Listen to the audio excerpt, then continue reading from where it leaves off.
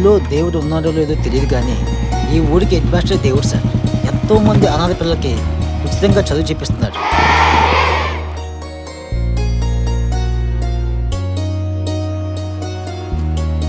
నమస్కారం అండి. నమస్కారం. నా పేరు అభిమన్యు. ఈ ఊరు కొత్తగా వచ్చిన ఎస్ఐని.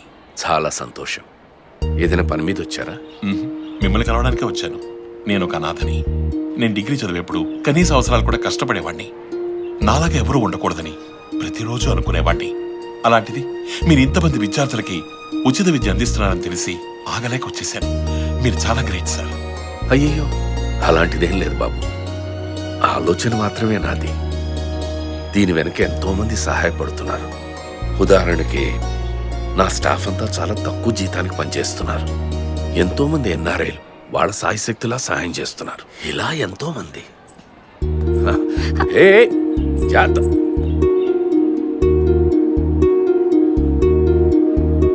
శశి, ఏంటమ్మా?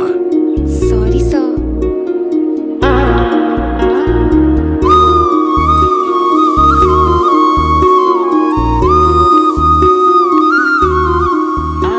సార్ ఆ అమ్మాయి మా స్టాఫ్ ఇంగ్లీష్ టీచర్. ఓహో, నేను మీ స్టాఫ్ని కలవచ్చా? ఓ అలాగే. గురుమూర్తి గారు మా వైస్ ప్రిన్సిపల్. మన స్టాఫ్ అందరినీ పరిచయం చేయండి. అలాగే అండి. Thank you sir. Thank you. ఇతను కృష్ణమూర్తి అండి. నమస్కారం. పవన్, లత, నమస్తే. మాలతి, ఈవిడ శశి. ఎవరు లేరు కదండి. కింద చూడండి sir.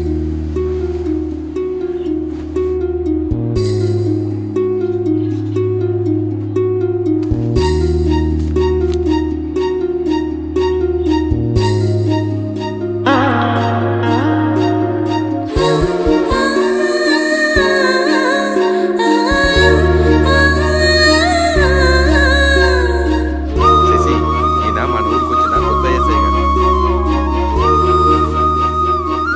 English teacher. Hagia master Lakshmi. ఈ అష్టలక్ష్మికి ఇష్టలక్ష్మి మనకెందుకండి? కొంచెం ఈ అమ్మాయి గురించి చెప్పండి. శశి, ఈయన తినేసేలా చూస్తున్నాడు. రా వెళ్దాం. రండి సార్. సార్, ఎవరిళ్ళు? ప్యాకెడుతుంటే పట్టుకొచ్చాం సార్. మూడు లేదు రాజారాం, పంపించే. ఎలా నెలండి?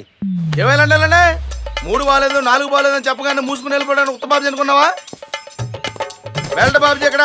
మేము ఎంత మీద తెలుసారు నీకు? అవ్వా, మేము ఎంత మీద తెలుసా? ఏయ్. రా, నన్ను ఎందుకు ఎక్కావు? బెల్ట్ బాబ్జీ అంటావు. బెల్ట్ అంటే ఏంట్రా? బెల్ట్ అంటేనండి. ఈ బాబుకి 5 బెల్ట్ షాపులు ఉండేయండి. ఆ. ఈయన పుట్టాక 5 షాపులు పోయి ఒక బెల్ట్ మిగిలిందండి. అందుకే అందరూ బెల్ట్ బాబ్జీ అంటారండి. అవును, అంత బిజీగా ఏం చేస్తుంటారా నువ్వు? బిజీ అంటేనండి ఉదయాన్నే లేచి గోదావరి కొట్టిన అమ్మాయికి లైలేడు, మరి మధ్యాహ్నం మాటలండి గారి తోటలో ప్యాకెట్ క్రికెట్ బ్యాటింగ్. సాయంత్రం అయితే ఉండదండి బాబా. మందు పట్టీలు భోగం మెలాలు. చాలా బాగుంటుందండి. బాగుందిరా నీ బిజీ. ఈ దున్నపోతులను తీసుకెళ్లి శుభ్రంగా దొడ్లు కడిగించు. అలాగే సార్. దొరపోతున్నారండి. భావి భారత పౌరులు ఏంటి చేయనంటారేంట్రా? పద్ధతిగా మాట్లాడండి. బూతులు తిడతారండి. భావి భారతం అంటే బూత్ కాదురా. బూతులు కాదండి. అయ్యో, వీళ్ళందరి చేత సంతకాలు పెట్టించుకుని లోపల దోసి. Okay sir. ఏమండి? చదువు రాదా రాజారాం? చదువు రాదంట. మీకు ఎలా కలిసి వచ్చింది సార్?